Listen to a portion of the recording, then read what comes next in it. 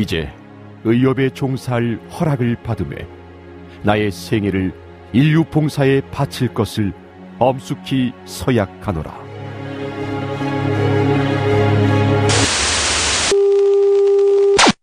히포크라테스는 없다. 히포크라테스.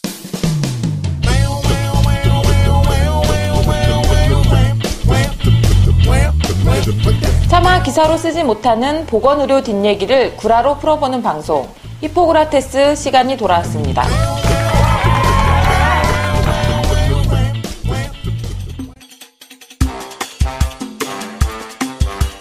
우와, 네 의대 붙었다고? 돈 많이 벌겠네. 축하한데. 우리 아들이 의대 갔어. 의대. 나 의사 엄마요. 여러분, 이렇게 의대 갈 때까지만 해도 의사 좋거나 멋진 줄 알았죠? 그럼 뭐합니까? 진료실에 앉아서 하루에 오는 환자 수 세어보면 한수만 나오잖아요. 가끔 심평원에서 실사다 뭐다 오면 열받잖아요. 아는 건 많은데 돈은 못 버는 당신, 이제는 바뀌어야 합니다. 남들보다 한 발 앞서가야 합니다. 그래서 신문청년 의사가 추천해드리는 미래의료 예언, 파괴적 의료 혁신. 파괴가 없으면 혁신도 없다. 지금 당장 읽으세요. 당신의 고정관념을 깨트릴 단 한 권의 책, 파괴적 의료 혁신. 깨어있는, 잘나가는, 의식 있는 의사가 될 단 한 번의 기회 놓치지 마세요. 잘나갈 수 있습니다. 파괴적 의료 혁신. 안녕하세요. 청년의사신문 송수연 기자입니다. 그럼 저와 함께 이야기를 나누실 분들을 소개하겠습니다. 비뇨기과 전문의 출신 청년의사신문 양광모 편집국장님. 네, 안녕하세요. 양광모입니다. 네, 경희대 의과대학 의학교육학교실 박재현 교수님. 예, 안녕하십니까. 박재현입니다. 네, 간사랑동호회 윤구현 총무님입니다. 안녕하세요. 윤구현입니다. 네. 근데 이게 목소리만 나가다 보니 어느 분이 어느 분인지 몰라서 일단 각자 간단하게 자기소개를 좀 해주시면 네, 목소리 구분하는 데 좀 도움이 되지 않을까 싶은데요. 네, 그럼 저부터 할까요? 네. 비뇨기과를 마치고 비뇨기과 진료를 안 본 지 공부일생까지 포함하면 7년이 돼버린 의사이지만 의사 면허만 있는 임상의로서의 자질을 잃어버린 풀타임 저널리스트 양광모입니다. 반갑습니다. 네, 반갑습니다. 네. 예, 저도 비슷하게 전직 외과 의사입니다. 지금 환자는 안 보고요. 한 7년 전쯤에 외과 의사 그만두고 지금은 경희대학교 의과대학에서 학생들한테 이제 의료윤리를 가르치고 윤리 관련된 여러 가지 일들을 좀 하고 있습니다. 아, 근데 선생님 그만두신 게 장갑 알러지라는 게 사실이지? 저도 간단하게만 들었는데. 그런 것도 있고요. 꼭 그건 아닙니다. 꼭 여쭤보고 싶었어요. 치명적인 질병인데요. 얼마 전에 여담인데 어떤 분이 옷 알러지가 있는 것 같다. 근데 이분이 그 민속공예 하신다고. 옷 염색을 해야 되는데 옷 알러지가 있는 것 같다고 문의하신 분위기였었거든요. 그만큼 치명적인 알러지인데요. 네, 방금 말씀하신 분은? 네, 간질환 환자단체 대표라고 부를 때도 있고 총무라고 부를 때도 있는 윤구현이라고 합니다. 네.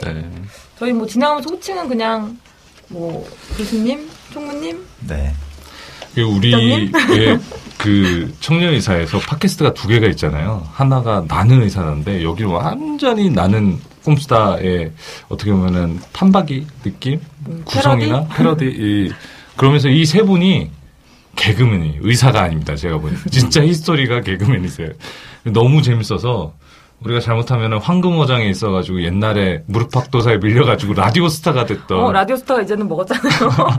그러니까 결국엔 그렇게 되더라도 우리 나름대로 컨셉을 가지고 우린 진지하게 좀 사안들을 풀어나가는 것도 괜찮지 않을까라고 생각했는데요. 라디오스타처럼 되려면 세 분 중에 한 분이 사고를 치셔야 돼요. 사고를 치셔서. 나 의사팀에서? 네.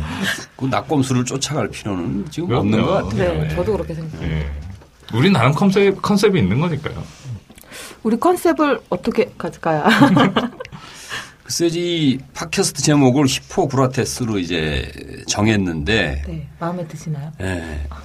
마음에 듭니다. 마음에 드세요? 마음에 다행이다. 드는데 정말 고심해서 정한 이름이거든요. 알고 보면 이제 히포크라테스 선서는 기원전 이제 3, 4세기에 이제 그리스에서 나온 아주 구닥다리 그런 선언인데 그렇죠. 아직도 여전히 이제 그 개정판이라고 할 수 있는 제네바 선언을 학생들이 의과대학 졸업할 때 또 다른 어떤 행사가 있으면 뭐 낭독을 하거나 그러거든요. 근데 가만히 보시면 이제 언론에 히포크라테스 선서가 등장할 때 보면은 안 좋은 의미로 등장할 때가 많이 있어요. 그렇죠. 히포크라테스 그렇죠. 선서를 하는 의사들이 어떻게 이럴 수가 있느냐. 그런 얘기고 여전히 굉장히 2500년 뭐 된 그런 선언이지만 여전히 의사들한테 굉장히 중요한 의미가 있는 선언이기 때문에 제목을 잘 정했다고 생각하고요. 또 맞습니다. 하나는 이제 그 가운데가 히포크라테스가 아니라 히포구라테스인데 이제 관건은 이제 구라를 이제 잘 풀어. 들으시는 분들이 재미있게 예? 또 도움이 되게 풀어야 되는데 그게 걱정입니다.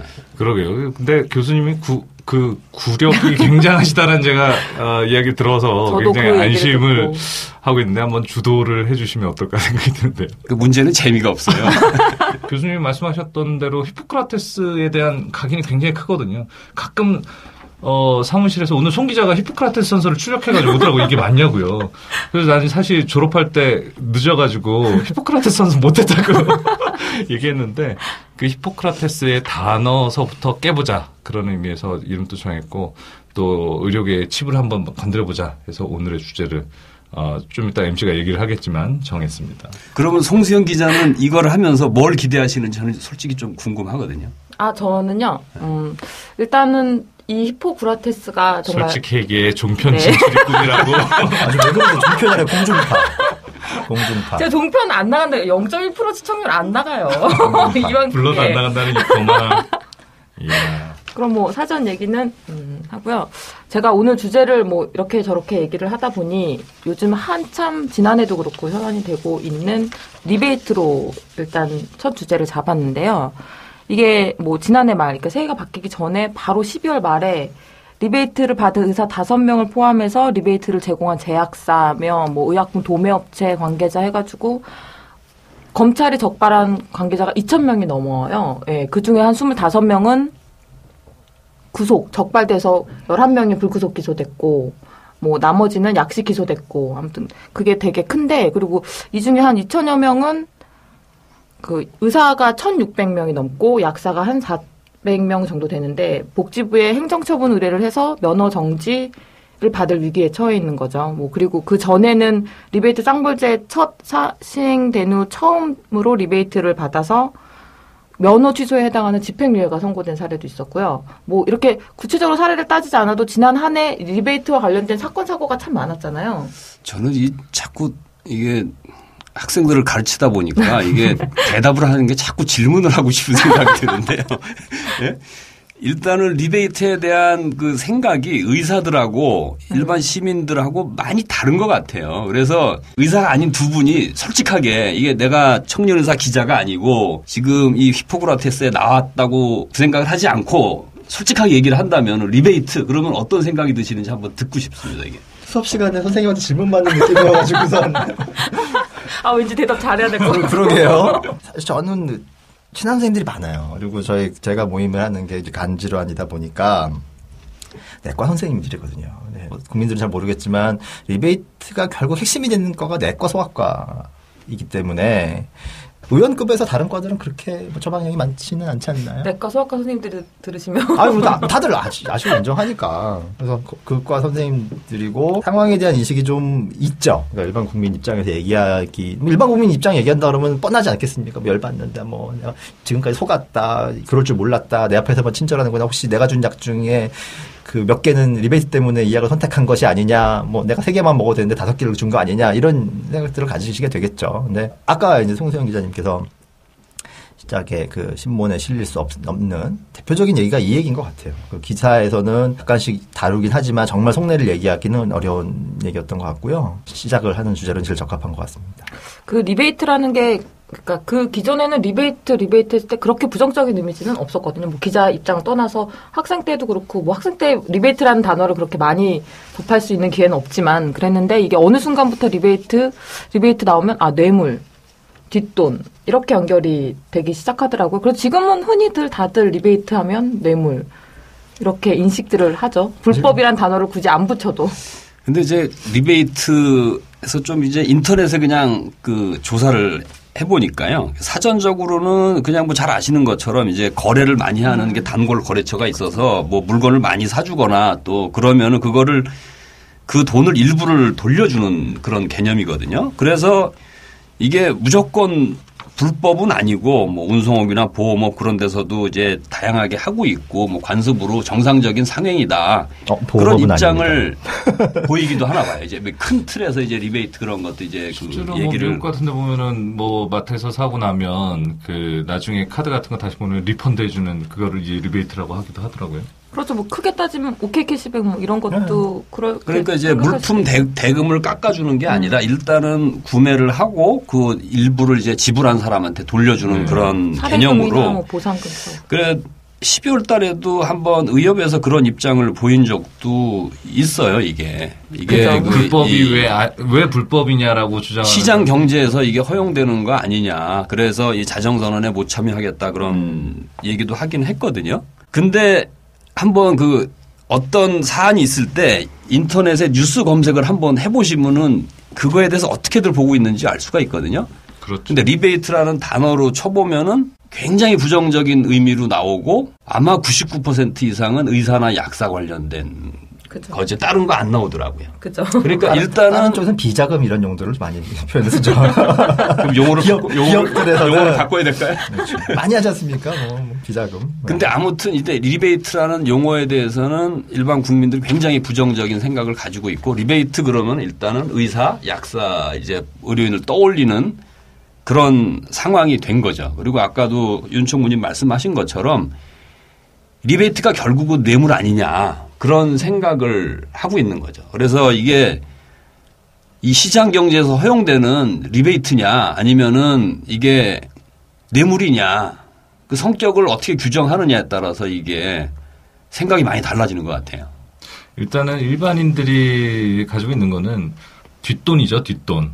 뭔가 환자한테 약을 처방하는 데 있어가지고 제약사와 유착이 있으면서 내가 먹는 약의 뒷돈을 뭐 의사와 약사가 챙긴다. 이런 정도의 인식이 이제는 뭐 만연한 것 같아요. 옛날에는 오히려 몰랐을 때는 몰라서 지나갔지만. 리베이트에 대한 간극이 크잖아요. 솔직히 의사들이 바라보는 리베이트와 일반인 환자들이 보는 리베이트, 뭐 여기에는 정부도 포함되어 있겠지만 이 간극이 커지는 게 어디에서 원인이 있어서 이렇게 생각이 완전 다른 방향으로 가게 됐을까요? 지금 어떻게 보면은 현실보다 더 나쁘게 비춰진 측면도 사실은 있거든요. 보면은 뭐 정부나 이제 그 건강보험공단이나 그런 데서는 일단은 의사들을 공격하는 그런 수단의 하나로 이제 리베이트 관련된 걸 자꾸 부각시켜서 하다 보니까 굉장히 그 파렴치한 그런 범죄 집단으로 이제 인식되게 만드는 그런 면도 있고요. 또 이 리베이트 문제뿐만이 아니라 우리나라 대다수의 언론들이 굉장히 의사들한테 그 비호의적이거든요. 예, 그런 것도 보면은 그 지금 현실보다 더 나쁘게 만든 측면도 있어요. 그리고 또 하나는 사실은 작년에 뭐 쌍벌죄니 뭐니 하면서 그런 새로운 그런 법이 만들어지고 규약이 만들어지면서 상당히 많이 좋아진 거는 또 사실이거든요. 그래서 이게 지금 저희가 리베이트를 문제로 삼고 이제 얘기를 하기는 하지만은 지금 이게 서서히 변하고 있고 그래서 옛날 하던 방식으로 막 의사들이 그렇게 하지는 않는다는 거를 조금 또 아셔야 될 것 같아요. 잠깐! 여기서 말하는 쌍벌죄는 리베이트를 준 사람은 물론 이를 받은 의사 등 의료인도 처벌하는 리베이트 쌍벌죄를 말하는데요. 리베이트를 받다 적발된 의료인은 2년 이하 징역이나 3천만 원 이하 벌금 등의 형사처벌은 물론 1년 이내 자격정지라는 행정처벌도 받게 됩니다. 의료계 만연해 있다는 표현들을 많이 쓰는데 이게 리베이트가 만연하게 된 이유가 많은 분들이 저수가에 기본적으로 있지 않느냐라는 얘기들을 많이 하기도 하고 그 정부가 저수가를 기반으로 해서 전국민 의료보험 제도를 도입하면서 이 의사들에 대한 보전책으로 리베이트를 허용해 줘놓고 왜 이제 와서 이걸 불법 행위처럼 모느냐 이런 데서 억울해하는 목소리들이 좀 있더라고요. 저수가에 대한 얘기 한번 따로 얘기해야 되나요? 아니 오늘 잠깐 그러니까 그거를 이해를 못하면 해결될 문제는 아닌 것 같아요. 그러니까 의사들은 저수가 하는데 진짜 그런가? 의사들 다 괜찮게 살지 않나? 그 부분이 참 중요한 것 같아요. 이거 뭐 다시 언제 한번 또 별도로 다루기는 해야 되겠지만은 지금 짧게 좀 얘기를 하고 싶은 거는 사실 우리나라 이 건강보험이나 이제 뭐 보건의료 제도가 우리가 보기에는 의사도 불만이 많고 또 환자들도 나름 불만이 있지만은 큰 틀에서 보면은 굉장히 성공적이라는 얘기를 많이 하고 특히 이제 뭐 재미교포라든지 외국에서 오래 생활하시던 분이 바라볼 때는 굉장히 이 비용에 비해서는 성공적인 제도다. 그런 평가를 받는 거는 사실이거든요.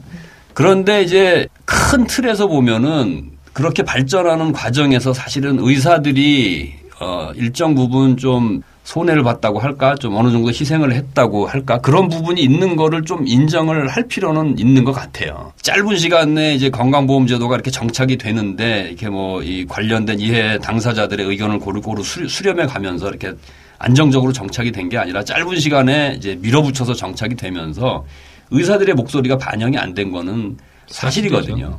예를 들어서 처음에 보험 수가가 예를 들어서 위암 수술이다. 그럼 지금 위암 수술 수가가 얼마인지 제가 잘 모르는데 만약에 처음에 그게 40만 원으로 책정이 됐다. 그렇게 생각을 해보죠. 그러면 거기서 이제 수가 올리는 게 1년에 뭐 몇 %씩 올리겠어요? 최근에 물가 인상률보다 훨씬 낮게 계속 올리고 있다라는 얘기는 화두가 되고 있죠. 그렇죠. 그렇게 해서 뭐 만약에 40만 원에서 출발해서 그거를 갖다가 야금야금 올려서 지금 예를 들어서 2배로 80만 원이 됐다. 그래도 여러 가지를 고려할 때 굉장히 낮은 거거든요. 근데 거의 모든 분야의 의료 수가가 그런 식으로 지금 이제 돼 있는 거거든요. 그래서 이런 거를 탈피를 하려면은 보험에 해당되지 않는 그런 진료를 해야 되거든요. 그러니까 비싼 기계 사다 놓고 뭐 그 관련된 진료를 하고 또 보험에 해당되지 않는 그런 그 비급여 관련된 그런 환자를 보는 수밖에 없거든요. 그러니까 그런 게 굉장히 왜곡이 된 거는 좀 인정을 하고 말 그대로 말이 어렵지만 적정 수가로 좀 가야 된다. 그런 거는 좀 진지하게 더 논의를 해야 되고. 근데 문제는 저수가하고 리베이트하고 이제 어떻게 연관을 짓는지 이제 그게 문제일 것 같은데. 아까 말한 소아과 내과가 좀 비슷한 입장인 것 같아요. 왜냐하면 그 말씀하신 진료과에서는 뭐 비급여 항목으로 이렇게 가는데 내과 소아과는 그럴 수도 없거든요. 비급여 진료 항목이라는 게 거의 없지 않습니까? 대부분 다 잡혀 있고 카드로 결제하고 그래서 뭐 현금 할인할 수 있는 것도 아니고 뭐 건당 진료비가 많아서 뭐 어떻게 할인 이런 얘기를 할 수가 있는 상황이 아니거든요. 그래서 어떻게 보면 그것도 좀 맞아떨어지는 것 같아요. 뭐 성형외과에서 리베이트 받겠습니까? 제약회사로부터 뭐 다른 쪽에서 받을지 모르겠지만 그러진 않을 거라고요. 그러니까 그리고 또 이제 요즘 뭐 리베이트 나고 계속 제약 쪽만 나오는데 최근에 얘기 들어보면은 검사실 수가도 약간 리베이트가 있어요. 그것마저 다 막고 있다. 그래서 최근에 선생님들 말씀으로는 모든 리베이트는 다 끊기는 거를 가정을 해야겠다까지 가더라고요. 그 리베이트가 78년도 건강보험이 그렇게 빨리 됐던 거는 김정일이 무상의료를 실현했다라고 김일성이죠. 김일성이 그렇게 하는 바람에 우리 박정희 대통령께서 열받아가지고 잠깐! 현재의 건강보험 제도는 박정희 대통령 시절인 1977년 500인 이상 사업장 근로자를 대상으로 의료보험이라는 이름으로 처음 시작했고요. 1979년엔 공무원 및 사립학교 교직원으로 올림픽이 열렸던 1988년엔 농어촌 지역과 5인 이상 사업장으로 전면 확대했고요. 그 이듬해인 1989년엔 전국민 의료보험이 실현됐습니다. 그 당시에 그렇게 해가지고 의사단체가 무슨 힘이 있겠습니까? 그 박정희 시대 때. 그래가지고 그 당시에 의사사회 원로들이 그 수가를 합의를 봤던 거고, 그리고 그 당시에는 또 의약분업이 안 되어 있었던 시대였고, 약을 병원에서 다루면서 아까 말씀하신 대로 약을 도매로 많이 샀을 경우에 약을 뭐 더 추가로 넣어준다든지 하는 식으로 보존이 됐던 거죠. 거기다가 우리나라가 제약산업을 육성한다고 해가지고 카피약들의 가격을 상대적으로 높게 쳐줬고 그 돈이 자연스럽게 그렇게 손쉬운 마케팅 방법인 이제 리베이트라는 형태로 발전해 나가면서 고착화됐던 것이 시작이 아니었던가. 그게 이제 굳이 저수가와 리베이트를 연결을 짓는다면 그렇게 이야기를 이어나가야 됩니다. 말씀이 맞는 것 같아요. 이게 그 의사의 문제라기보다는 오히려 제약산업 쪽이 더 큰 문제인 것 같아요. 리베이트는. 그래서 그쪽에서 말씀하신 것처럼 그 실제 제조하고 판매하는 비용보다 훨씬 더 많은 이익을 인정을 해줬기 때문에 시작이 된 것 같고요. 그러니까 실제 의사가 정말 힘든데 돈 줄 사람이 없어요. 리베이트가 생기겠냐고요. 다른 방법을 찾았겠죠. 근데 너무나 손쉽게 돈 줄 수 있는 사람들이 있었고 그걸 또 정부가 용인을 해왔고 그러니까 리베이트가 생긴 것 같아요. 근데 이번에 리베이트를 그럼 단속을 하는 게 과연 리베이트라는 게 정말 불공정하고 그다음에 양심적이지 않고 하기 때문에 단속을 하는 거냐. 절대 아니거든요. 네. 건강보험. 그럼 뭐라고 생각해요? 보건복지부에서 약값이 문제가 있다라는 거는 계속해서 얘기 나왔어요. 2006년도에 그래서 가격 대비 효용이 높은 약을 급여에 남기고 나머지는 급여에서 빼겠다라고 했었죠. 그게 목록 정비 사업. 이름이 있었는데 갑자기 생각이 안 나서요. 그래서 그때는 오리지널 약을 타겟을 잡았었어요.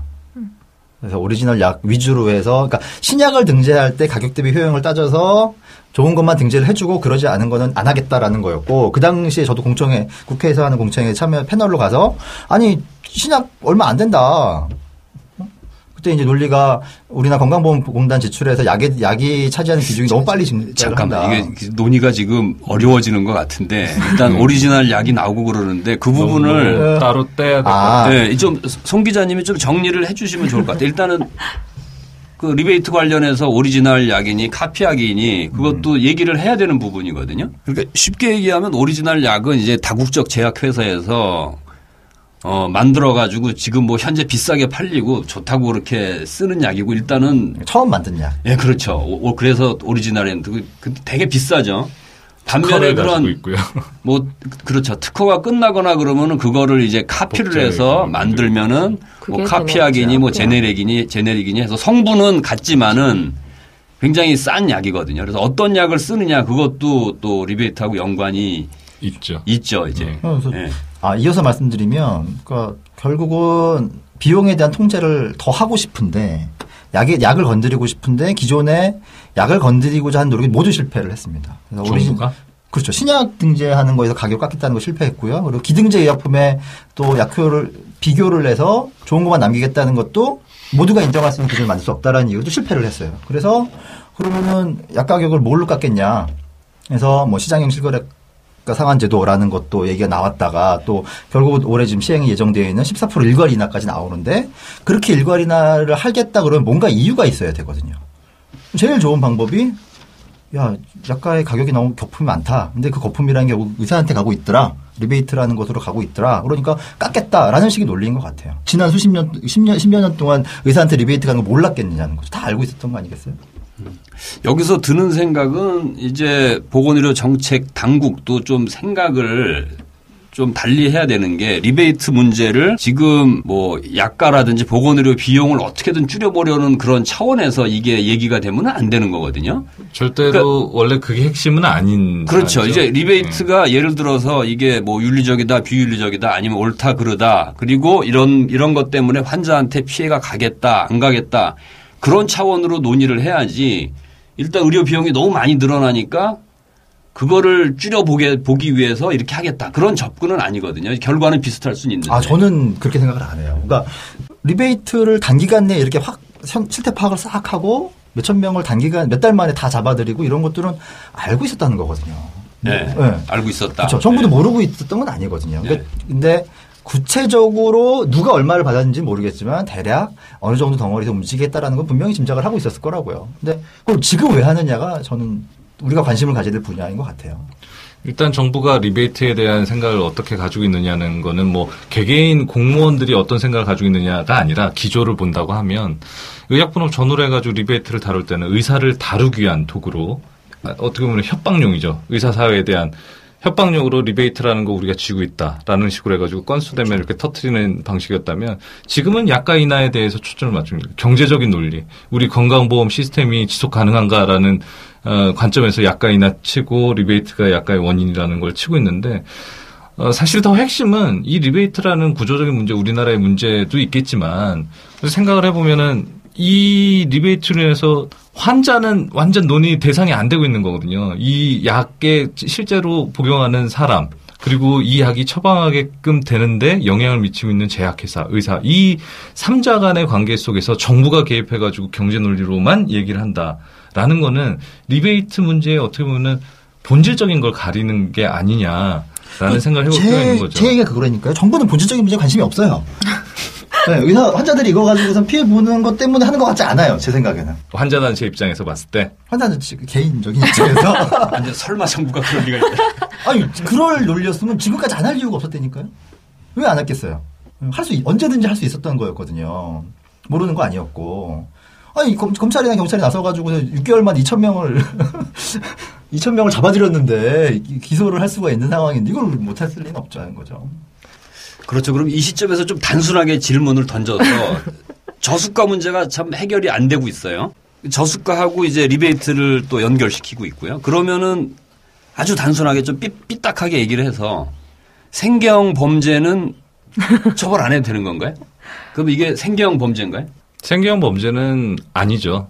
제가 판단했을 때는 그거는 의사로서는 저수가 문제뿐만 아니라 여러 가지 의료제도가 의사를 올가매고 있는 가운데 어려운 상황에 대해서는 보완해주거나 이런 부분이 전혀 제스처가 없는 상태에서 감정적인 부분이 생기는 부분은 분명히 있고 생계형 범죄라고 여겨줬으면 하는 그런 식의 측은지심을 바라기도 하겠지만 도산하는 병원 입장에서 생계형 범죄겠죠. 도산하는 병원이 리베이트를 못 받아서 도산하는 건 아니잖아요. 도산할 정도면 리베이트 주겠어요. 근데 그거보다는 더 심각한 있어야죠. 리베이트를 주죠. 제가 게다가 바보가 아닌데. 다들 얘기 좀 하자. 한자가 없는데 리베이트 왜 주냐고. 그렇게 연결되면. 아니, 그러니까 리베이트가 안 맞더라도 제가 생각하기에는 다른 형태로 수익을 창출한다고 이미 창출하고 있다는 거죠. 근데 그게 과연 본인이 의사가 된 이유였나에 대해서 회의감이 드는 거고 의사라는 이 전문직 종사자로서의 자괴감이 들 수밖에 없는 우리나라 현실이 있기 때문에 의사들이 괴로워하는 게 아닌가 생각이 드는 거죠. 제가 비뇨기과인데 제 주변에 비뇨기과 의사들 개원한 사람 중에서 비뇨기과만 가지고 개원해가지고 살 수 있는 사람은 없어요. 다 피부 미용하고 있습니다. 그러려고 비뇨기과 전문의 했던 거 아니거든요. 그래서 좀 리베이트 문제를 의사들도 조금 그냥 여태껏 해왔던 관행이고 그런 리베이트 때문에 내가 뭐 환자의 최선의 이익을 뭐 해치거나 그럴 일은 절대 없다. 그냥 여러 가지 약 중에 하나를 선택할 뿐이고 그런 게 환자한테 피해가 가지 않는다. 그렇게 얘기를 하기가 쉽거든요. 그건 좀 합리화가 아닐까 싶어요. 밥 한 끼 먹고 얼굴 한번 비치는 게 그 적지 않은 영향을 미칠 수 있다라는 연구들도 많이 있거든요. 볼펜 하나만 가지고도 영향을 미칠 수 있다라는 보고서도 저도 봤고요. 근데 그런 연구들은 많이 있는데 뭐 다 괜찮은 약이니까 거기서 뭐 특별히 나쁜 약을 쓰는 건 아닌데 그렇죠. 그게 뭐가 문제가 되느냐 그런 얘기를 하거든요. 그래서 제가 이제 말씀드리고 싶은 건 이제 이해의 상충이라는 게 있거든요. 좀 말이 어려운데 뭐 의사의 1차적인 의무는 환자의 최선의 이익을 추구하는 거잖아요. 그거 이제 1차적인 뭐 이익, 1차적인 이해관계인데 그거 말고 2차적인 이해관계가 있어요. 의사도 돈 벌어야죠. 그리고 또 명의로 또 명성도 날리고 싶고 또 만약에 뭐 대학병원이나 이런 봉직으로 있으면 뭐 승진도 하고 해야 되죠. 그게 나쁜 게 아니거든요. 그렇죠. 근데 문제는 그런 2차적인 이해관계 때문에 환자의 최선의 이익을 추구하는 1차적인 이익이 영향을 받으면 안 된다는 거예요. 이제. 그럴 상황을 이제 만들지 말아야 된다는 그런 원론적인 의미에서 리베이트라는 게 안 그렇게 관리할 수도 있지만은 그럴 가능성이 크다는 거거든요. 그렇기 때문에 그냥 단순하게 관행이다 또 이 저수가 문제다 그렇게 해가지고 이제 좀 그냥 기존의 생각을 고집할 수는 이제 없다는 거죠. 아주 단순하게 이제 그 이해상충을 얘기를 하면은 저런 얘기 하거든요. 자기 아들이 그 농구 선수예요. 근데 아버지는 농구 감독이에요. 그럴 경우에 아버지가 아들이 뛰는 시합에서 감독을 할 수 있나요? 했던 사례가 있죠. 축구에서는. 우리나라도 농구 선수 같은 팀은 아닌데. 네. 근데 대개 그런 경우에 심판을 그렇게 배정을 안 하죠. 이제 예를 들어서 국제 대회 할 때도 보면 심판이 자국 사람이면 다른 사람이 이렇게 해가지고 심판을 그렇게 하잖아요. 아까 감독이라고 하시네요. 네. 제가 말을 잘못했는데 심판이죠. 예. 그러니까 그런 것처럼 의사가 아무리 신중하게 그런 이해상충을 관리한다고 해도 그런 상황에 노출되면은 그 위험하거든요. 그럴 가능성도 크고 그래서 그런 이해상충을 관리한다는 측면에서 이런저런 근거를 대도 이게 리베이트가 합리화되기는 힘들어요. 그래서 아까 그렇죠. 양 국장님 말씀하신 것처럼 하다못해 볼펜이나 메모지 받아도 그게 영향을 주더라. 그런 연구 결과가 사실은 나오는 거거든요. 불편한 진실에 오신 것을 환영합니다. 의사 여러분들, 좋은 의사, 바람직한 의사, 그런 건 누가 어떻게 정하는 걸까요? 혹시 히포크라테스 선서에 그 답이 있다고 생각하시는 분들 계십니까? 아니라고요? 그럼 보다 단도직입적으로 묻겠습니다. 차마 말로 까놓고 표현하기엔 주저되는 수많은 요인들이 히포크라테스 선서를 지키지 못하도록 의사인 여러분들을 부추기고 있지는 않나요? 의사들에게는 물론이고 환자들이 받아들이기에도 참 불편한 진실이 아니라고 할 수 없습니다. 여기 이런 불편한 진실을 받아들이라고 하는 책이 있습니다. 히포크라테스는 모른다. 히포크라테스 선서가 오히려 히포크라테스 정신의 실현을 가로막는 장애물이라고 주장하는 책. 맥스웰 그렉 블록 지음 청년 의사의 히포크라테스는 모른다입니다.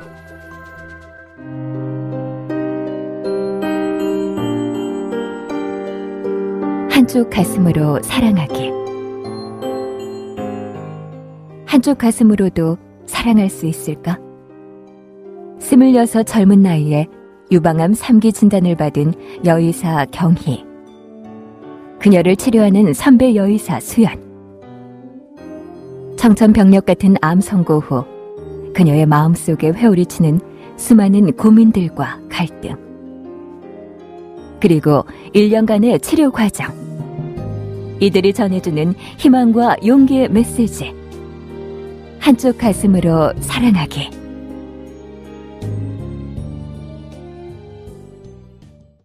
네, 여기서 갑자기 궁금한데요. 이 리베이트로 받아들인 수익이 의사들의 수익에서 그렇게 큰 비중을 차지하나요?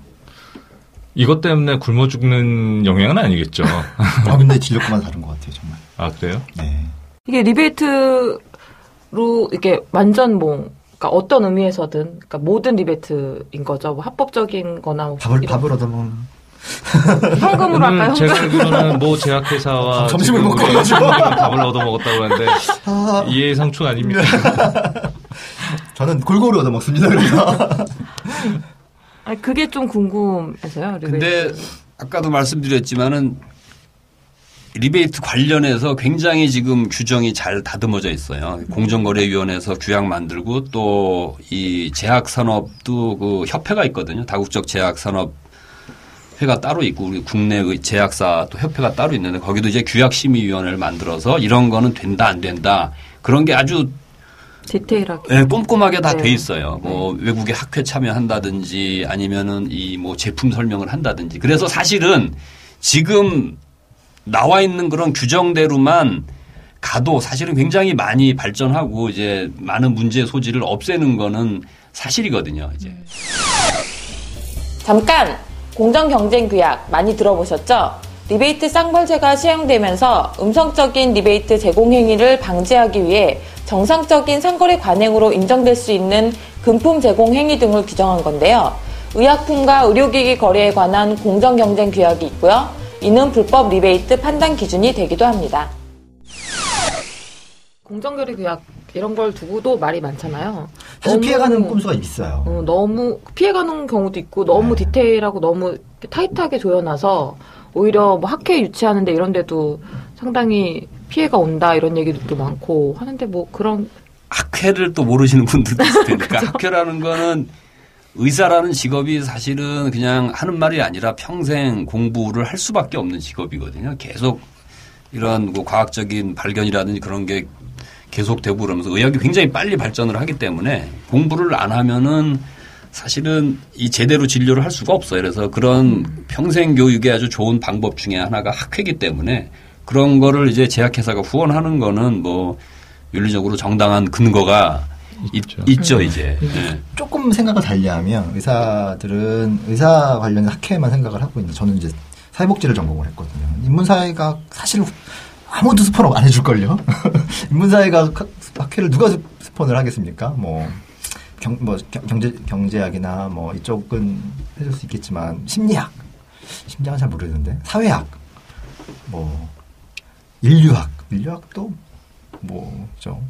그런 데들 같은 경우는 거의 스폰이 없이 진행이 될 거라고요. 산업과 직접 연관이 없는 과들 그렇죠. 학회 같은 경우에는 그런 부분이 있겠죠. 사회복지는 정말 심할 겁니다. 아무 돈을 안 줄 겁니다. 의료가 아닌 IT라든지 기타 산업과 밀접하게 연관돼 있는 학문들은 사실 그런 스폰서가 그렇죠. 대부분 다 있죠. 그 학문의 발전과 산업의 발전이 밀접하기 때문에 생기는 거고 그 두 가지를 칼같이 쪼개놓는 게 이 사회가 행복해지는 것이냐? 그거는 절대 아닌 거죠. 그리고 그게 잘 관리되고 혹시 남용이 되거나 누군가 그 이해관계 속에서 희생되지 않도록 관리하는 게 필요한 거고 산업이 발전하기 위해서 학술과 리서치 부분이잖아요. 이 부분과 산업 부분이 유기적으로 돌아갈 수 있게끔 하는 것 자체가 왜 나쁩니까? 그게. 학회 입장에서 봤을 때는 그런 억울한 심정이 있는 것 같아요. 지금 입장에서는. 여기서 또 드는 생각은 이 리베이트라는 걸 뭉뚱그려서 지금 뇌물수수 거의 그런 형식으로 뒷돈이다 이렇게 부정적으로만 보잖아요. 근데 지금까지 얘기를 나눠보면 이 리베이트가 그렇게 부정적인 영향, 부정적인 의미로만 받아들이는 게 아니라 긍정적인 효과도 있다는 얘기들을 조금씩 하셨는데 그런 걸 좀 구분을 해서 그러니까 정말 불법적인 의사가 봐도 이거는 진짜 불법적인 거고 이 리베이트에 긍정적인 효과가 있다면 단어가 가지는 프레이밍이 있는 거예요. 이 리베이트라는 단어를 쓰면서 지금 학회 얘기까지 하고 있는데 물론 이제 제약산업이 주는 후원이 여러 가지 형태가 있고 그 단어를 지금 뭉뚱그려서 리베이트라는 단어가 줘버리면 이 리베이트라는 단어에 갇혀버리면 그 중에서 좋은 것과 나쁜 것을 구별할 수가 없습니다. 근데 우리가 아마도 그 MC가 준비했던 주제는 의사가 진료보는 영역에 있어가지고 약을 처방하는 대가로 이렇게 그렇죠. 주는 거를 가지고 얘기를 했었던 부분이고 그 부분에 대해서는 긍정적인 면이 있다라고 볼 수는 없는 거죠. 그 부분을 가지고 현재 긍정적인 부분은 있다라고 얘기하는 게 아니라 과거에 이게 왜 고착화됐었던 것인지에 대한 히스토리를 얘기를 한 거고 다만 앞으로는 그렇게 할 수가 없다. 라는 게 제 심정입니다. 왜냐면은 그렇게 이미 이 단어가 가지고 있는 이 사회에 주고 있는 프레이밍이 있는데 이 속에서 싸우게 되는 거다. 이건 승산 없는 게임이에요. 의사 사회가 적어도 주도적으로 의료 개혁을 한다든지 아니면은 이 의료 환경을 이끌어 나가려고 하면 적어도 이 부분은 접고 넘어가야 되는 부분이 있어요. 그런 면에서 봤을 때는 작년 한 해 의협은 이걸 못했죠. 그냥 이 단어에 갇혀가지고 우리는 그냥 불참할래 하고 나갔던 거는 이 사회에서 느꼈는 심정은 역시 의사들은 자정 노력을 안 하는구나. 라고만 생각하는 거죠. 복잡한 사연이 있었던 거죠. 정치적인 일이 있었겠고. 그 동참했던 다른 단체들은 리베이트랑 큰 관련이 없는 단체들이었거든요. 약간은 관계 있었죠. 그러니까 약간 손쉽게 할 수 있었던 비중이 크지 않은 단체들 예를 들어서 지금 근데 이제 중요한 거는 그 와중에 의사사회가 주도적으로 이 문제를 다루지 않으면 앞으로 의사사회에서 뭘 하든지 간에 특히 의사-환자 관계에 있어가지고 개선을 하는 것도 굉장히 어려워질 뿐만 아니라 의사사회가 사회적인 지지를 얻어가지고 뭔가 해보려고 하는 거에 뭐든지 다 브레이크가 걸린다라고 얘기했던 게 유일하게 의료윤리학회였죠. 한국의료윤리학회. 지금 중요한 말씀 해주신 게 이게 리베이트라는 용어를 어떻게 사용하느냐에 따라서 이게 그렇죠. 논의가 많이 달라지는데 저희 논의 자체도 굉장히 혼란스러운 거예요. 사실은 리베이트가 그냥 굳이 나누자면 합법적인 리베이트, 불법적인 리베이트 그렇게 나눠서 저희가 그 두 가지를 다 포괄하는 의미로 논의를 지금 하고 있지만은 만약에 불법적인 그런 그 앞에 붙은 리베이트를 논의한다면 그거는 뭐 의사들도 더 이상 얘기할 필요가 사실은 없는 거거든요. 예를 들어서 제품 설명회라는 게 있어요. 보면은 어떤 새로운 신약이 나오고 그러면은 그 약이 어떤 약이다, 어떤 때 쓰고 어떤 부작용이 있고 어떻게 쓰는 게 좋다. 그런 거를 갖다가 뭐 책에도 나오지만은 그거를 약을 개발한 제약회사가 직접 설명을 해주면 의사들한테 도움이 되거든요. 그런 거는 이제 긍정적인 측면이 있는데 그게 아니라 예를 들어서 뭐 어디 골프장 가는데 무슨 뭐 영업사원이 뭐 차를 태워다 준다든지 골프장 부킹을 한다든지 그런 거는 뭐 더 이상 사실은 왈가왈부할 게 없는 거거든요. 네. 그래서 이게 좀 구분을 하면 논의가 쉬운데 의사들도 그렇고 뭐 이 언론 보도라든지 그냥 뭉뚱그려서 보도를 하니까 참 이게 설명하기가 너무 어려워요. 예. 제품 설명회가 약마다 한 번 이루어지는 것도 아니고 뭐 유명 학회가 열리면 또 새로운 논문들이 발표가 되고 거기에 대해서 1년에 한두 번씩 하는 것까지니까 생각보다는 좀 횟수가 그러니까 독자들이 들으시는 분들이 생각하는 것보다 좀 횟수가 좀 많고 정부에서 제품 설명회까지 규제를 하는 거는 제품 설명회를 빙자해서 또 이렇게 그렇죠. 품이 오고 가는 경우도 있거든요. 네. 그래서 뭐 지나치게 좁은 곳에서 한다거나 아니면은 관광지에서 제품 설명을 한다거나 그런 일들이 있기 때문에 그것까지 규제가 되는데 당연히 그건 좀 이루어져야 된다 봐요. 왜냐하면은 정말 쏟아지는 정보를 얻기가 제일 좋은 게 제약회사거든요.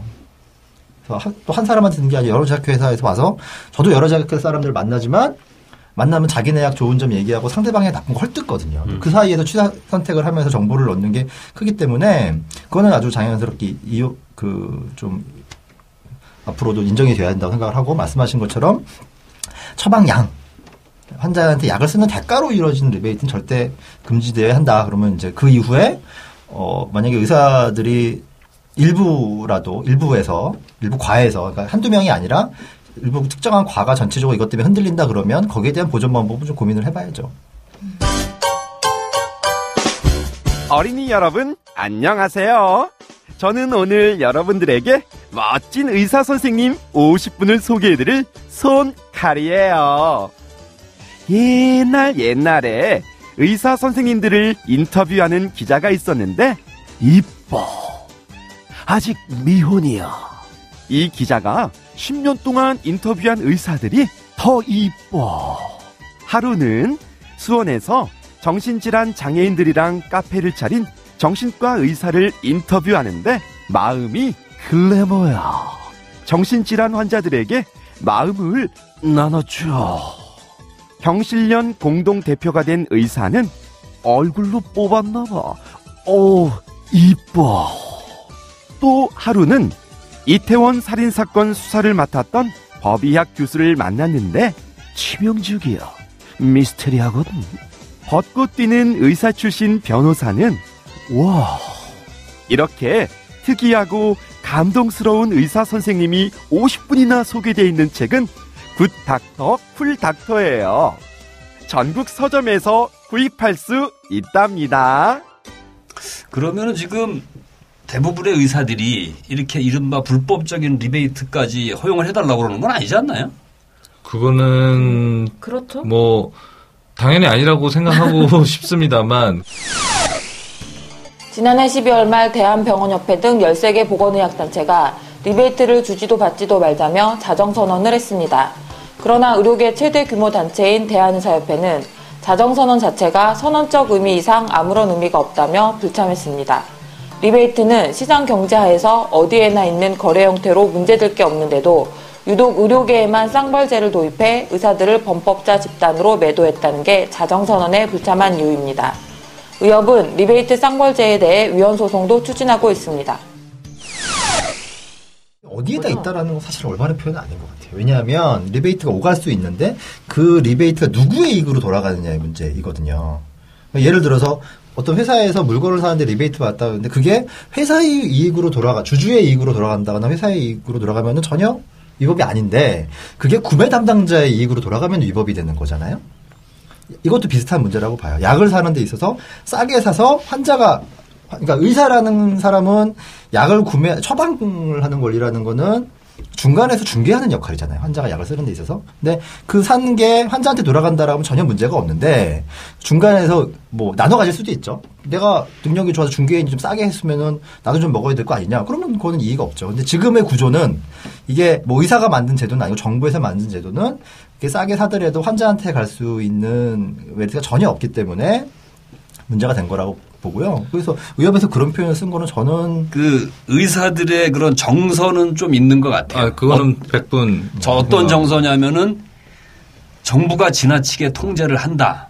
그런 틀에서 반발을 하는 거는 꽤 있는 것 같아요. 보면은 많은 의사들이 불법적인 리베이트 그런 거 나도 그 싫다. 그런 얘기를 한다고 저는 그렇게 생각을 하는데 문제는 뭐냐면은 이 리베이트 건만이 아니라 대다수의 의사들이 지나치게 정부가 의사들을 통제하고 있다고 생각을 해요. 그래서 사실은 의사가 대표적인 전문직인데 전문직의 특징 중에 하나가 어떤 뭐 자율성, 독립성 그런 것도 있고 그 틀 안에서 자율적으로 규제하고 그러는 게 중요한데 사실은 지금 그런 면에서 굉장히 좀 침해를 받고 있는 면도 있고 또 반성을 하자면 의사들이 이런 자율 규제 그런 거를 좀 못하고 있는 측면이 있거든요.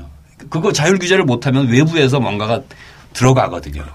네, 그래서 조금 의사들이 좀 전향적으로 이렇게 좀 나가서 이런 거를 그냥 외부에서 강제적으로 뭔가 법이 만들어지고 그러기 전에 자체적으로 이렇게 해결하고 좀 그렇게 되면 참 좋을 것 같아요. 자정하자는 얘기는 예전부터 많이 나오기도 했고 했지만 그게 그렇게 그걸 실현시킬 수 있는 방법이 구체적으로 있을까요? 지금 과연 의사협회에다 그걸 맡겨놓으면 할 수 있을 것이냐.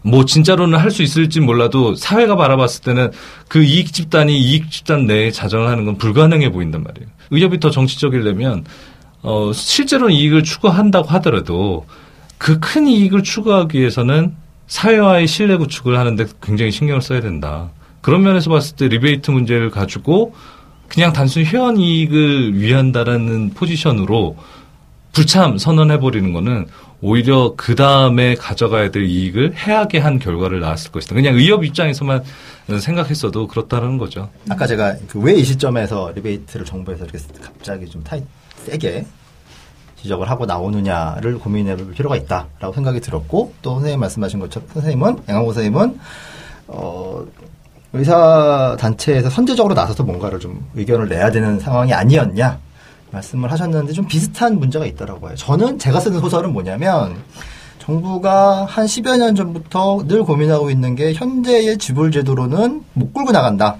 건강보험이라는 제도가 더 이상 우리나라에서는 유지가 되기 어렵다라고 보고 있습니다. 모든 그 보건의료 정책을 담당하는 사람들이 하는 얘기라서 그러면 손을 대는데 가장 맥이 나오는 게 뭐 총액계약제 뭐 같은 것들이 지금 얘기가 나오고 있어요. 근데 우리나라 상황에서는 그게 합의로 절대 될 수 없는 제도이거든요. 의협에서는 논의 자체를 거부하고 있고요. 얘기하지 않겠다. 근데 의협에서도 아마 선제의 그 행위별 수가제라는 것으로 지금 건강보험 제도가 운영이 될까?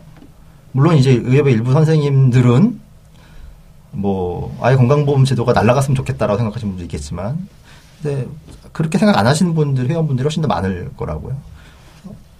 제가 쓰는 소설은 정부에서 어쨌든 이걸 해야겠다라고 생각을 할 거예요. 근데 어떤 계기가 없으면 못 합니다. 갑자기 총액계약자 하게 나왔을 때 반발을 무마할 수는 없는데 제가 쓴 소설은 의사를 정말 쫙서 더 이상 우리 상태로 일 못한다. 한 대까지 몰고 간 다음에 그럼 이거라도 하는 게 어떨까요? 하면서 땡 내놓는 수순일 수도 있다고 생각을 하고요. 또 그러한 상황에서 분명히 다툼이 일어날 거라고. 의사도 싸우고 뭐 여기저기서 그러니까 의약분업처럼 시끄럽게 나올 텐데 그때 자기와 이제 경쟁을 하는 논리적으로 싸움을 하는 단체를 윤리적으로 문제가 있는 단체를 매도를 시켜놓으면 훨씬 더 우위에 설 수가 있거든요. 그런 의미에서 터뜨리는 걸 수도 있다라고 봐요. 근데 리베이트 문제에 있어서는 주도권을 어쨌든 정부가 쥐고 있는 상황인 줄 거잖아요. 수밖에 없는 거죠. 네. 그러니까 여기서 정부 입장은 리베이트 문제를 두고 왜 합의를 해야 되느냐는 생각을 할 수도 있을 것 같아요. 그러니까 그거는 앞에서도 나온 얘기지만 리베이트가 나올 수 있는 분위기를 만든 건 정부거든요. 약간 높이 쳐주고, 그러니까 논리상으로는 신약 개발을 위해서 복지학과를 좀 쳐주면 그 이익을 가지고 우선 신약을 개발해라라는 건데 말도 안 되는 거잖아요. 지금 해방이에 우리나라 신약이 나온 게 17개밖에 없고 17개가 안 팔리거든요. 육성한다고 했던 대한민국 1위의 제약사는 전 세계 1위 제약사의 매출의 1%죠? 제가 알기로는. 그렇죠. 300억이라고 그러더라고요. 17개약이 우리나라 매출이 지금 300억인데 비용 관련 치료제 하나에 3분의 1밖에 안 되거든요. 1년 매출에. 말도 안 되는 얘기고 우리나라에서 지난 수십 년 동안 1위였던 약이 뭔지 아시죠? 맛있는 드링크제죠. 근데 그게 1위였는데 그 회사가 그러면은 그걸로 번 돈으로 신약을 개발했냐. 물론 2개 만들었지만 하나는 발기부전 치료제고 뭐 이게 꼭 필수 약품이라 보기 좀 어려운 약이고 또 하나도 그렇게 매출이 있는 것도 아니고 대체할 수 있는 약이 얼마든지 있는 약이고요. 그래서 그 논리는 이미 깨진 것이고 그래서 그런 분위기를 만들었던 정부가 이제 와서 뭐 나쁜 놈들 하고서 잡는 거는 정말 앞뒤가 안 맞다고 봐요. 전해총 같은 경우에는 예, 이제 새로운 의사단체로 부상을 하면서 이 모든 것의 책임이 제약사에 있다라는 얘기도 하잖아요. 그게 뭐 논란이 한참 뭐 이 리베이트 문제로 해서 또 다른 논란이 됐던 사건인데 그 전해총이 제약사가 그 리베이트 쌍불제 도입에 단초를 제공했다 하면서 이제 사과를 요구했죠. 제약협회 쪽에. 아니 약가를 약가 제도를 제약회사가 만든 건 아니잖아요. 리베이트 쌍불제 도입. 쌍불제를 도입하게 하는 그렇죠. 원인을 제약사가 제공했다고 하면서 이제 리베이트 약정서 이런 일부 내용을 공개하면서 그러니까 혹시 그런 거는 있을 수 있겠죠. 이제 보면 제약회사 입장에서 이런 거를 통해서 뭔가 그 좀 이익을 더 늘려보려는 그런 뭐 요즘 얘기를 하면 꼼수가 있었을 수도 있죠. 근데 원칙적인 면에서 이게 뇌물로 본다면은 뇌물을 주는 사람하고 뇌물을 받는 사람은 당연히 다 문제가 되는 거거든요. 그거는 굳이 쌍벌죄라는 말을 쓸 필요도 없는 거예요. 당연한 거예요. 그냥 주는 사람 받는 사람 다 문제가 되는 거거든요. 근데 그거를 이제 어느 한쪽에만 책임이 있다 하는 거는 그거는 좀 근거가 좀 약하죠. 그거는. 만약에 이제 그 합법적인 리베이트로 뭐 한정을 해가지고 뭐 그런 논의를 조금 뭐 꼼꼼하게 한다면은 그렇게 주장을 할 수도 있지만은 큰 틀에서 이 쌍불제나 이런 면에 있어서 제약회사 때문에 문제가 됐다. 그렇게 얘기하는 거는 글쎄 어느 누구도 설득하기 힘들 것 같은데요. 그게 이제 약간 히스토리가 필요한데 제약사가 리베이트 쌍벌제의 단초를 제공한 거는 뭐 공개된 사실이고 일단 제약사 입장에서는 갑과 의를 따지면 갑이 의사인데 의사가 요구해서 줬다라는 식으로 이제 탄원서 등을 계속 제출했었던 것이죠. 그러니까 심정적으로 그렇게 전의총에서 이야기하는 건 심정적으로 충분히 이해가 돼요. 이미 아니 그거 자체가 잘못된 거고 구조적인 문제를 다 알고 있다고 하더라도 갑자기 이게 갑 때문에 생긴 일이다라고 주장하고 나오니 그런 감정적 그렇죠. 그 싸움에서 얘기가 나온 것이겠죠. 것이겠죠. 그러면 이게 지금 뭐 제약회사나 의료기기회사 관련해서 공정거래규약이 잘 만들어져 있잖아요. 근데 그거를 어떻게 할 건지 그러면은 좀 문제가 해결이 될 것 같아요. 일단은 그게 뭐 이런저런 문제가 있고 개선해야 될 점은 있지만 일단은 그거를 인정을 하고 그 틀에서 뭐 앞으로도 계속 가겠다. 그러면은 굉장히 개선되리라고 생각을 하는데 어떻게 생각하세요? 잘 될 것 같으세요? 이게? 지금 정리가 돼서 없는 상태로 잘 어느 정도 이미 지금 그런 방향으로 봤죠. 가고 있고 그러니까 효과가 이게 일시적인으로 눌려진 것인지 아니면 일시적이지는 않은 것 같아요. 이게 않아요. 보면은 이제 말이 뭐 글로벌 스탠다드 그런 거 얘기하지만은 우리나라도 계속 이렇게 발전을 하면서 그런 국제적인 그런 데 따라가지 않을 수가 없거든요. 근데 이미 이런 경험을 더 많이 한 선진국에서 이미 이런 방향으로 하고 있고 이 정도 수준의 규제를 하고 있어요. 그렇기 때문에 지금 기존의 공정거래 규약을 잘 활용을 하면은 이 리베이트 문제가 굉장히 많이 저는 해결될 거라고 보거든요. 그러니까 일시적으로 그런 것 같다. 그런 단속 때문에 예를 들어 성매매 같은 경우는 단속을 열심히 한 동안 싹 잠잠해지다가 다시 뭐 단속을 그렇게까지 할 수 없으니까 그러면 다시 일어나는 것처럼 뭐 불법적인 행위들이 대부분 그렇잖아요. 그래서 근데 아무리 전직 의사지만 그 의사 입장의 얘기를 자꾸 하게 되는 그런 한계가 있는데 의사들이 소심해요.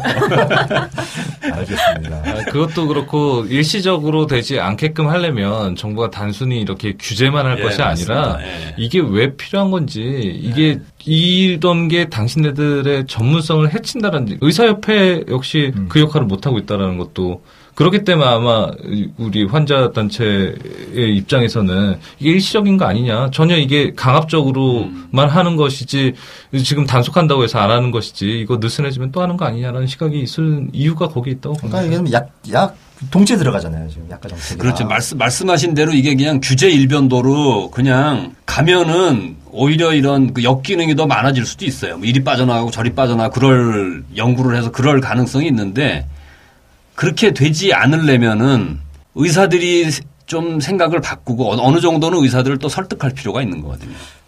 저는 의사 생각을 바꾸고 설득하는 것만큼 또 할 문제는 그거는 물론 그거 해야 될 게 있지만 우리나라 사회의 어떤 처벌 규정이나 세금만 해도 그래요. 세금은 좀 다르죠. 모든 사람이 잘못하고 있으니까. 그 소수의 잘못하는 사람을 위해서 규제가 생기는 경우가 많습니다. 양심적인 다수가 있고. 예. 근데 리베이트 문제는 이게 받는 게 워낙 일반화돼서 이게 그 소수의 비양심적인 사람의 대상하는 규제는 아닌 것 같고요. 소수의 비양심적인 사람은 남겠죠. 남을 수도 있을 것 같아요. 아주 그 길부가. 그래서 안타까운 점들은 그 소수를 잡기 위해서 다수가 모두가 피해를 보는 자유도를 해치는 그런 규제들이 많이 생기고 있는데 여기는 좀 그런 일이 안 생겼으면 좋겠고 그리고 결국은 저건 약가제도하고 병행해서 갈 수밖에 없고 그래서 제가 이게 리베이트가 지금 이제 약가제도에 대한 개선이 목장 약값을 깎고 내년에 올해 약가 14% 일괄 인하하고 이런 제도라고 들어가는 게 저는 이것 때문에 리베이트 문제를 단속을 들어간 것 같아요. 정부에서 이 정책을 실행하기 위해서 들어간 것 같고요. 그래서 거기에 대해 돈줄이 막히면 리베이트 자연적으로 없어지거나 줄어들거나 할 것이고 제가 궁금한 거는 제약산업이 어떻게 개편될 것까지도 이제 좀 우리나라 제약산업이 어떻게 개편될 것이냐 요것 영향 때문에 가지 않겠나. 그리고 정말 전 답답한 논리가 제약협회에서 아까 그렇게 깎으면은 직원들 준다 실업자 양산한다. 뭐를 깎으면? 약가이나. 아니 근데 리베이트 주기 위해서 고용했던 직원들이 줄어드는 거를 논리를 세운다는 게 정말 부차하지 않나 하는. 일단은 오늘 주제가 리베이트니까 리베이트 이번 주제 좀 마무리하는 차원에서 근본적으로 정말 이 리베이트가 바람대로 모두 근절될 수 있을지 그럼 근절되려면 최우선적으로 해야 되는 게 의료계 내부나 정책적으로나 뭐라고 생각을 하시는지 그런 정도로 마무리했으면 어떨지 싶은데요. 네. 리베이트는 어쨌든 싫든 좋든 간에 법으로도 금지를 하고 있기 때문에 이미 하면은 이제 불법이 되는 거거든요. 이 제도가 과정 자체는 원하는 대로 진행되진 않았지만 만들어진 이상 지켜야 되는 건 맞는 거고 더 이상 그냥 성숙한 시민사회의 입장에서 봤을 때도 더 이상 명분이 없습니다. 이건 수용해야 되는 거고 수용 후에 흔쾌히 수용하는 거는 좀 어려울 수도 있지만 수용 후에 그 다음을 어떻게 할 것이냐를 고민해야 되는데 좀 거시적인 시각을 가지고 전략을 짜야지 의료계도 환자를 위하는 그 현재 의사의 포지션을 잘 지켜가면서 의료계가 원하는 그 의료 환경을 만드는 방향으로 갈 수 있지 않을까라고 생각을 합니다.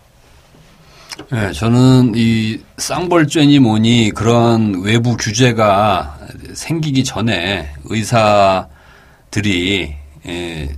자율적으로 이런 것을 잘 어떻게 보면 관리해 나가는 그런 방법이 먼저 나왔으면 이런 일이 안 생겼을 텐데 그런 면에서 굉장히 아쉽고 이 사안뿐만이 아니라 다른 사안에서도 좀 의사 자체적으로 자정 능력이 있고 또 자율 규제하는 능력을 갖춰서 이런 일이 또 안 생겼으면 좋겠고요. 두 번째로는 이미 만들어진 그런 공정거래 규약이 있고 그게 개선할 점이 있다면은 일단 그걸 존중하고 잘 활용을 해서 앞으로 좀 발전적으로 나가야 될 거라고 좀 생각을 합니다. 반복된 얘기지만 지켜줄 수밖에 없는 과거에도 잘못이었어요. 이건 불법이 된 게 아니라 과거에도 불법이었던 거였고 이제 계기가 돼서 좀 강력하게 시행이 되고 있는데 이건 선생님 지금 여태까지 나왔던 얘기를 종합해보면 될 것 같고요. 그러려면은 단지 주는 사람, 받는 사람만의 문제가 아니라 돈줄을 어디서 그 리베이트가 갈 수 있는 돈줄을 끊는 것, 그것도 지금 동시에 진행이 되고 있고요. 그게 잘 유지가 되도록 한다 그러면 리베이트는 많은 부분 없어질 거라고 생각을 합니다. 그래서 그리고 단순히 리베이트가 있다 없다뿐 아니라 의료 산업 전체에 미치는 영향이 굉장히 커질 거라고 생각을 해요. 특히나 제약 산업은 이렇게 해서 약 가격 낮추면은 지금 100위도 장담 못하지 않습니까? 약간 제약회사 많이 망할 거라고 생각을 하고요. 저는 망하는 게 맞다고 생각을 하고요. 그래서 정리가 되고 다만 이제 그 의사들 중에서 이것 때문에 그 한계 상황이 몰리는 곳들에 대한 그게 잘못을 해서 한계 상황이 몰리는 게 아니라 잘 여태까지 해왔음에도 불구하고 관행이라는 것 때문에 받는 수입을 가지고서 운영했던 병원들이 이제 한계 상황이 몰리는 것들을 어느 정도 구제를 할 것이냐 구제를 한다면은 어떻게 할 것이냐에 대한 고민은 좀 있어야 되지 않을까 하는 생각을 듭니다. 네, 그럴 것 같습니다. 오늘 방송 좀 어떠셨어요? 사회자가 좀 위험해가지고. 사회자가 말씀이 너무 없으신 것 네. 같아요. 비주얼로 여기 앉아있는 게 아닌가라는 생각이. 아유, 감사합니다. 네, 그럼 오늘 방송은 여기까지 하고요. 다음에 또 찾아뵙겠습니다. 네, 수고하셨습니다. 감사합니다. 수고하셨습니다. 감사합니다.